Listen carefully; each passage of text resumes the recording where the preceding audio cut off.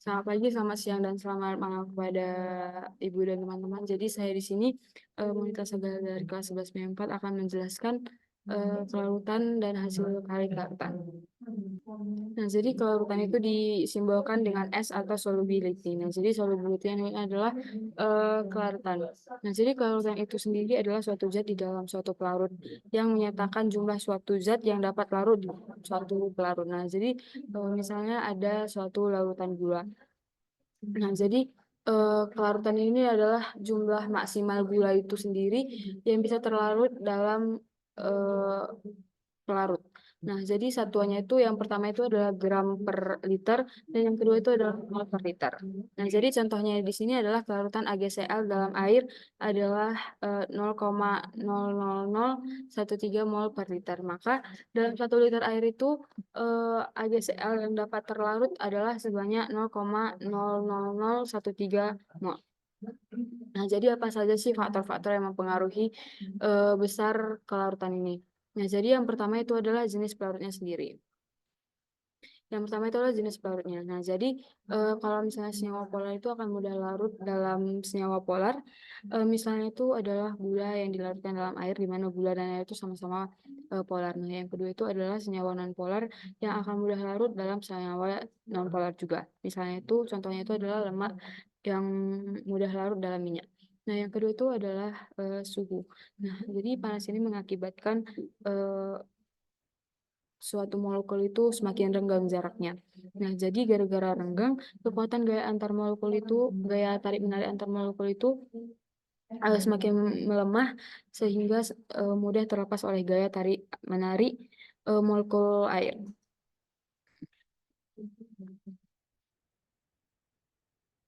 Nah, jadi eh, yang selanjutnya kita bahas adalah hasil kali kelarutan atau KSP. Nah, KSP ini adalah jumlah senyawa yang dapat larut dalam suatu larutan pada suhu tertentu.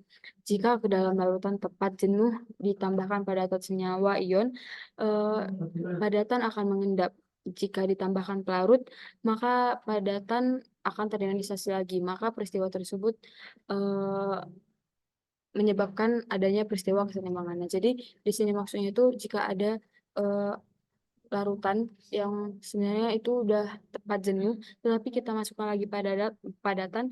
Nah, jadi padatan itu akan mengendap, tetapi ketika kita masukkan lagi pelarut, padatannya itu akan terionisasi lagi. Nah, jadi dia kembali lagi tepat jenuh.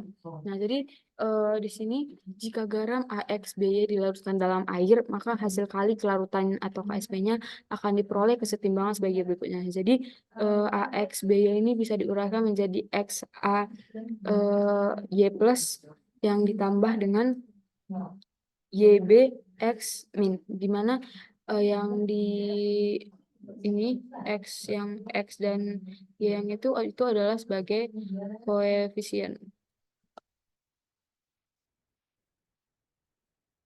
Nah, jadi kita tahu kalau misalnya KSP ini hasilnya nanti jadi ini, karena ini adalah kesetimbangan. Nah, jadi benang rumusnya dari sini. Jadi contoh yang saya ambil itu adalah AgCl. Nah, di mana AgCl ini akan terurai menjadi Ag plus dan Cl plus, Cl min. Nah, jadi di sini kesetimbangan itu diperoleh menjadi ini yang eh, ini jadi yang di sebelah kanan akan diper di sebelah kiri. Nah, jadi ini yang eh, hasil teruraikannya dan ini yang diuraikan. Nah, jadi di sini terdapat kesetimbangan itu Ag plus konsentrasi dari Ag plus dikali konsentrasi dari Cl min dibagi dengan AgCl. Nah, jadi gara-gara AgCl ini merupakan padatan, yang dimana padatan itu eh, kesetimbangannya akan selalu tetap. Maka ini di sini jadi KSP di sini. Nah, selanjutnya kita bahas tentang hubungan antara kelarutan dan KSP. Nah, jadi di sini kita ketahui bahwa AMBN merupakan konsentrasinya akan sama dengan kelarutannya. Gara-gara tadi kelarutan itu salah satu satuannya itu adalah mol per liter, di mana itu juga satuan di mana itu juga satuan dari konsentrasi suatu zat. Nah, jadi senyawa AMBN akan mengalami kesetimbangan, yaitu ya yang ini, nah, terus dia bakalan teruraikan menjadi MA N plus dan NB M min. Nah, jika kelarutan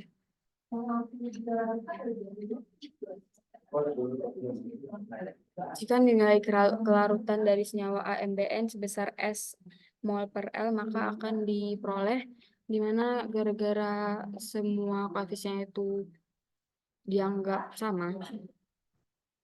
Maaf. Nah, jadi akan diperoleh sebagai berikut. AMBN akan dirubah menjadi MAN plus ditambah dengan NB M min. Nah, jadi sehingga KSP yang diperoleh itu adalah di sini yang ini tuh diperoleh KSP AMBN itu menjadi diuraikan menjadi AN plus dipangkatkan M gara-gara M-nya yang ini itu adalah koefisien dari A. Nah, terus dilanjutkan dengan B M min dipangkatkan dengan N, di mana N ini adalah koefisien dari B. Nah, jadi gara-gara koefisien dari A ini adalah M, berarti nanti M dikali S. Kalau misalnya kelarutan itu adalah S untuk satu koefisien, berarti nanti M koefisien dikali dengan kelarutannya dipangkat dengan M. Terus di sini juga sama dengan unsur yang kedua, maka akan diperoleh nanti nilai rumus akhir dari KSP AMBN ini adalah M pangkat M dikali N pangkat N dikali sama kelarutannya yang dipangkatkan dengan M tambah N.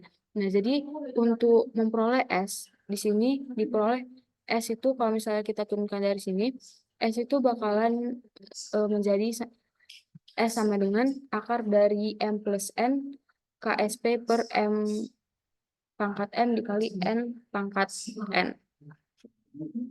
Selanjutnya kita akan membahas tentang makna hasil kali kelarutan.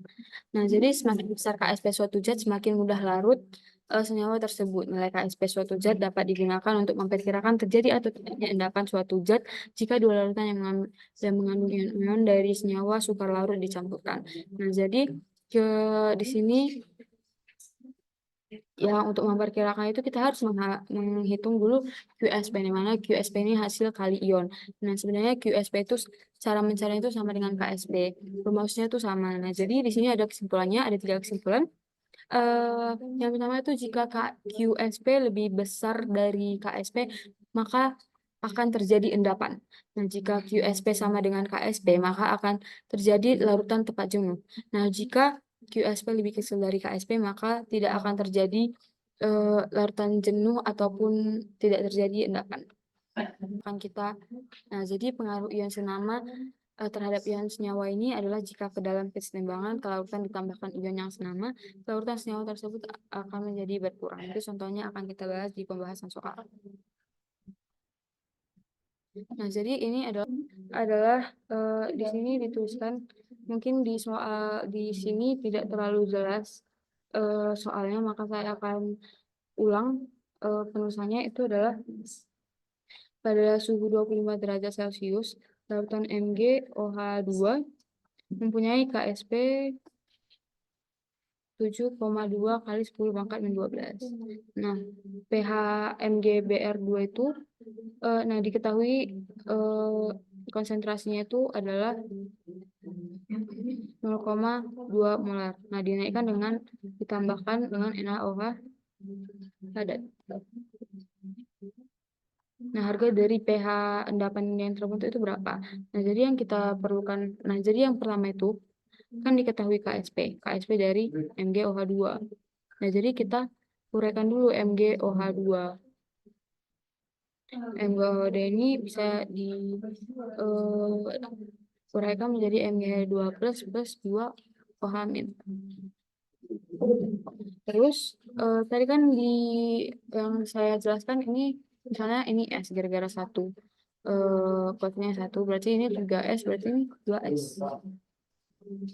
Nah, jadi maka KSP-nya, rumus KSP yang kita peroleh itu konsentrasi dari Mg2 plus dikali sama OH min pangkat 2. Nah, jadi KSP ini kan sudah diketahui. Nah, berarti kita untuk mengetahui pH, kita harus mendapatkan konsentrasi dari Mg2+ ini.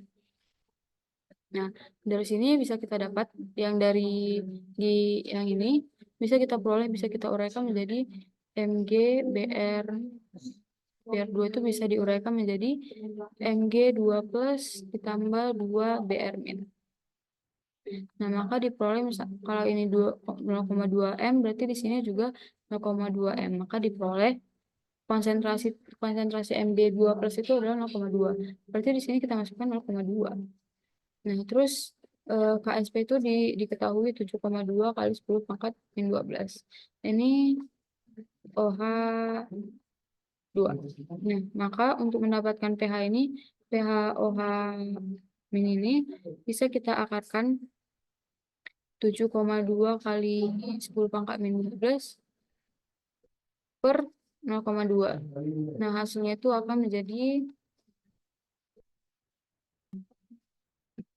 3,6 dikali 10 pangkat min 11. Ya, pangkat min 11. Nah, maka hasilnya itu akan menjadi OH itu menjadi 6 dikali 10 pangkat min 6. Nah, jadi kan adalah 6 kali 10 pangkat min 6. Jadi POH yang kita peroleh itu 6 min lo 6. Jadi pH-nya itu 8 plus lo 6. Ini hasil akhirnya.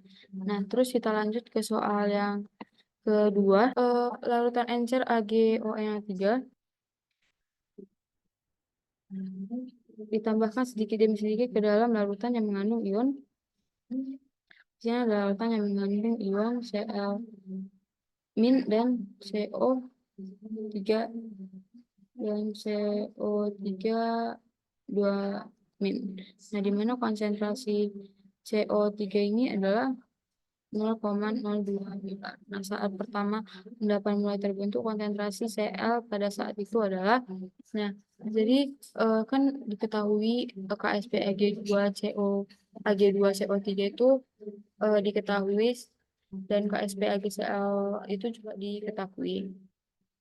Nah, jadi yang pertama itu kita harus mengetahui konsentrasi dari Ag. Nah, itu dapat kita peroleh dari endapan yang akan terbentuk, yaitu Ag2CO3 yang akan yang bisa diuraikan menjadi Ag ini. Nah, terus kita diketahui pada soal konsentrasi CO3 2 min itu adalah 0,02.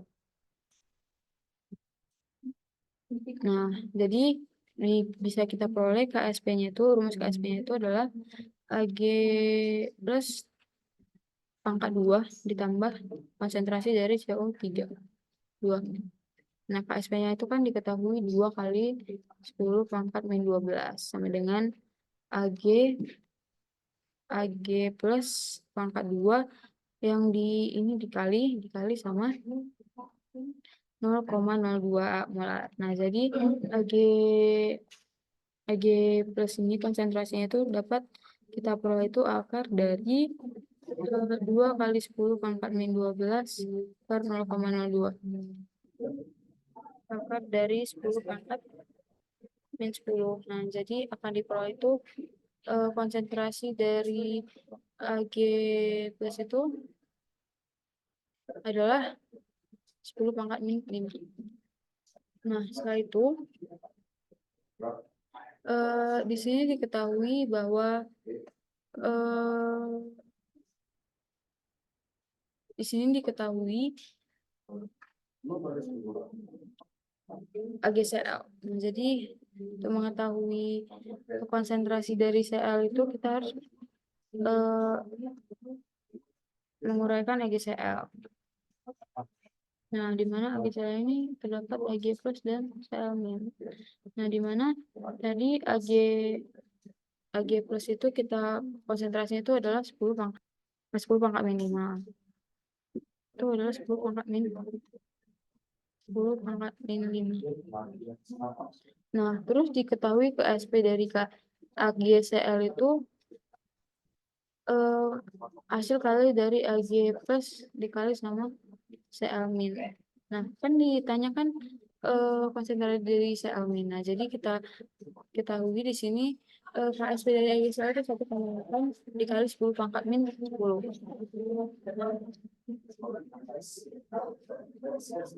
Nah, di sini jadi KSP AGCL itu diketahui 1,8 dikali 10 pangkat min 10. Di sini itu adalah 10 kali 10 pangkat min 5 dikali sama CL min. Nah, jadi di sini diketahui CL min itu adalah 1,8 dikali 10 pangkat min 5. Inilah konsentrasinya. Nah, terus kita lanjut ke soal yang ketiga. Nah, jadi kita diminta untuk membuat urutan kelarutan garam dari yang terbesar. Nah, jadi kita bahas dari yang pertama.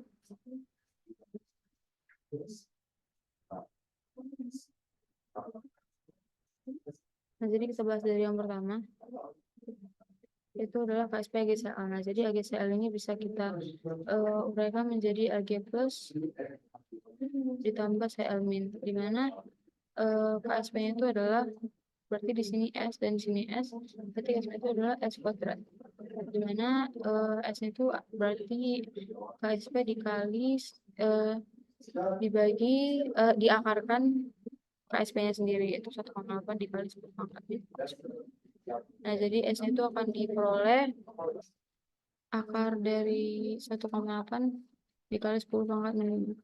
Nah, jadi yang kedua itu ada KSP AG2O. Nah, ini bisa dikeluarkan menjadi AG2 plus ditambah 2O min.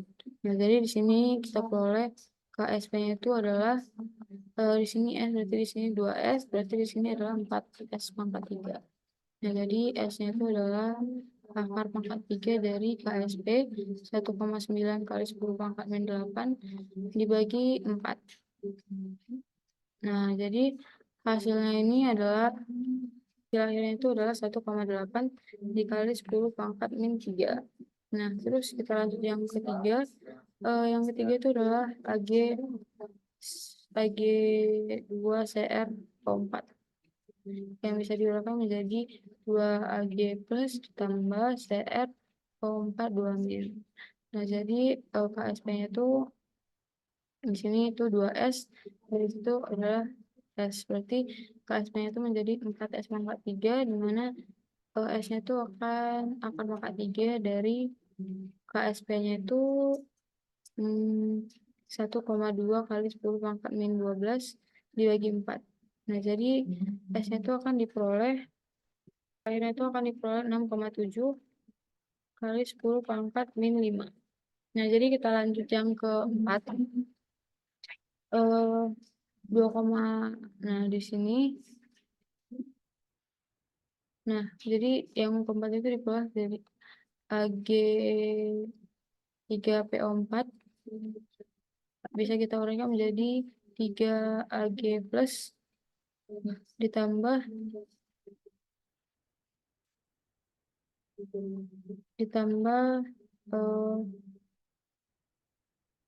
PO4 3 min. Nah, jadi berarti KSP itu di sini 3S, di sini S. Berarti itu 27 pangkat S pangkat 3 dikali dengan S kuadrat dikali dengan S. Jadi di bawah 27 S pangkat 4. Nah, jadi KSP itu adalah maaf.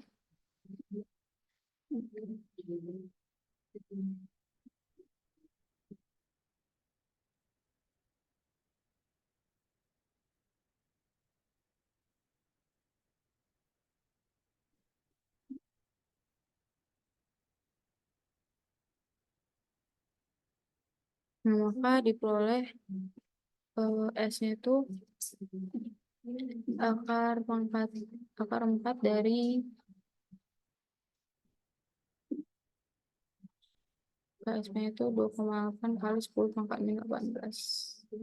Maka S-nya itu peroleh hasil akhirnya itu adalah 1,8 kali 10 pangkat min 5. Terakhir yang kelima itu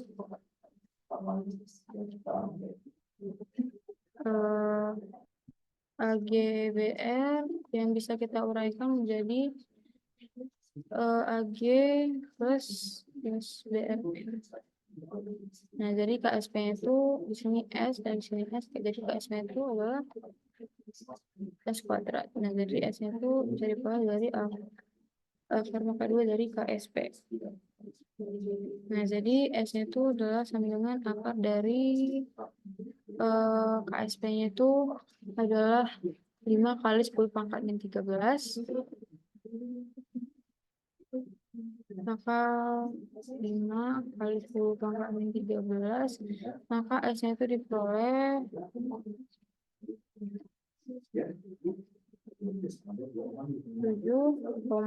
7 dikali 10 pangkat min 7. Nah, jadi kita lihat di sini S-nya dari yang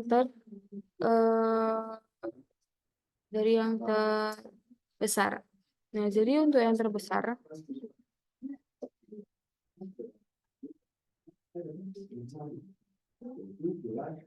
jadi dari yang terbesar itu bisa kita lihat dari slide yang pertama ini ada yang paling besar itu adalah 1, AgO2 yang terbesar. Nah, jadi yang pertama itu adalah AgO2. Nah, di slide kedua juga AgO2 itu yang pertama. Nah, jadi di sini kita tulis AgO2 itu adalah yang pertama. Nah, terus yang kedua, dari slide pertama ini bisa kita lihat 1,8 itu sekitar 1,3. Nah, jadi yang terbesar itu adalah 6,7. Nah, jadi yang kedua yang terbesar itu adalah AgCO4. Yang kedua, terus yang ketiga itu berarti 1,8, berarti itu adalah AgBO4. Yang ketiga, terus yang keempat itu lagi GCl. Yang keempat dan yang terakhir itu adalah AgBR.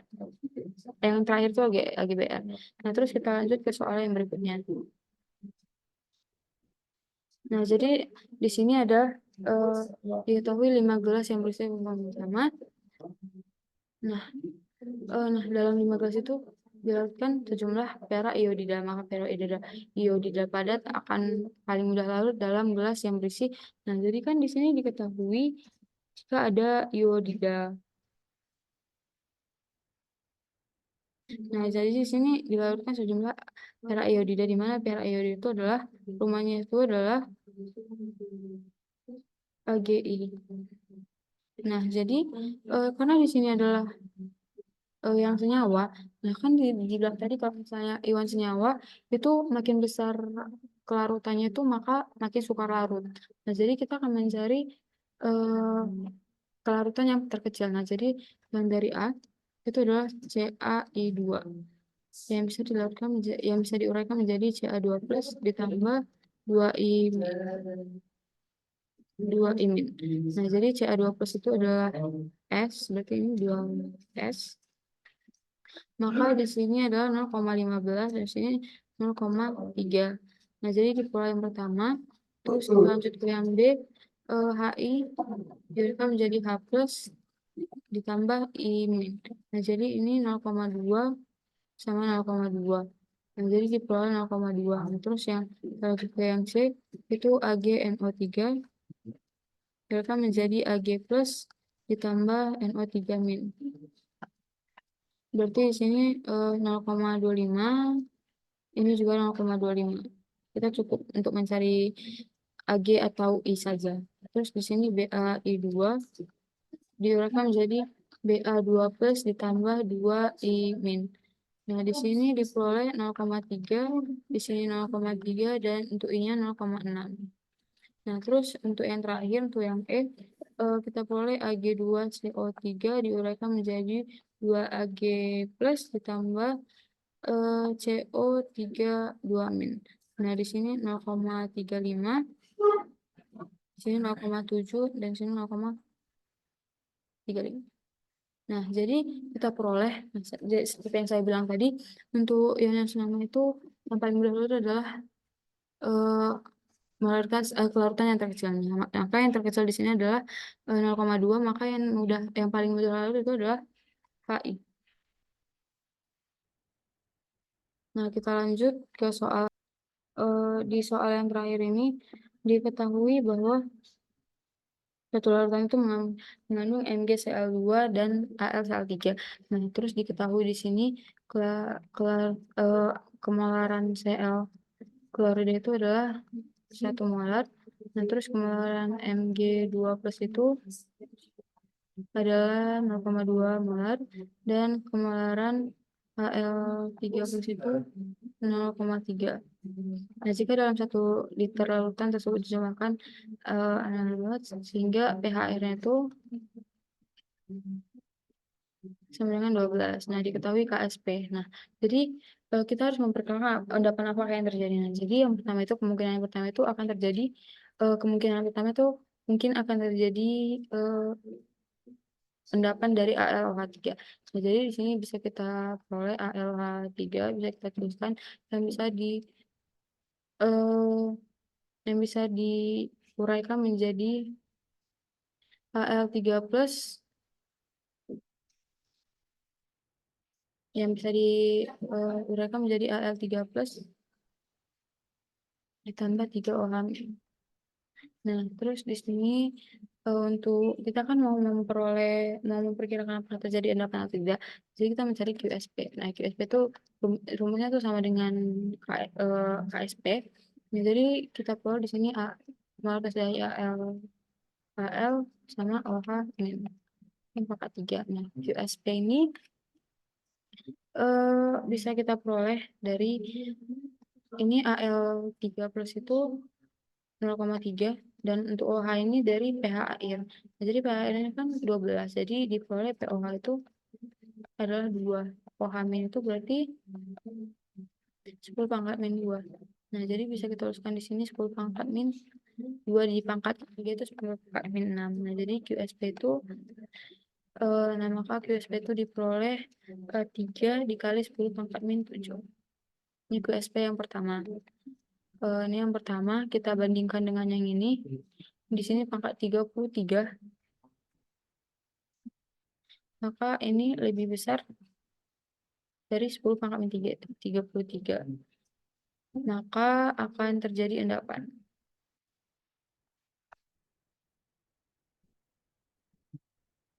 Maka terjadi endapan AlOH3.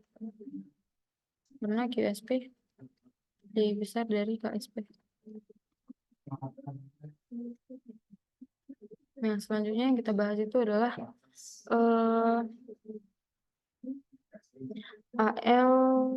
MgOH2.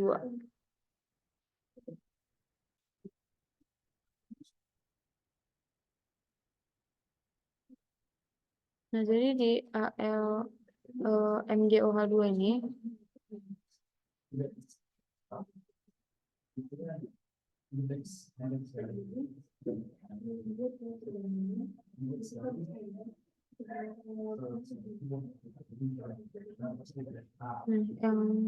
selanjutnya itu adalah MgOH2. Nah, jadi MgOH2 ini bisa diuraikan menjadi Mg2 plus tambah 2 OH min, dimana QSP-nya itu dapat kita peroleh dari molaritas Mg2 plus dikali sama OH min pangkat 2. Nah, jadi kan diketahui tadi molaritas dari Mg2 plus itu 0,2 molar. Nah, jadi kita peroleh di sini bisa kita tuliskan di sini 0,2 yang dikali sama OH min tadi itu adalah 10 pangkat 2. Maka QSP-nya itu diperoleh 2 dikali 10 pangkat min. Di sini dikuadratkan. Berarti di sini pangkat min 4 dikali, berarti di sini pangkat min 5.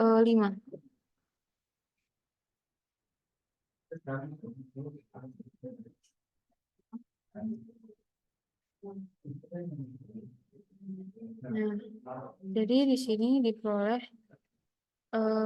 kalau QSP-nya itu lebih besar juga, maka akan makan maka akan terjadi juga endapan akan diperoleh juga akan terjadi endapan endapan dari MgOH2.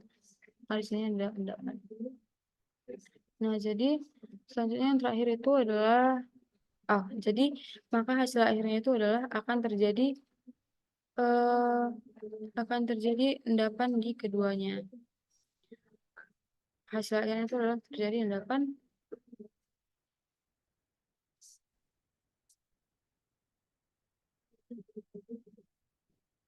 MgOH2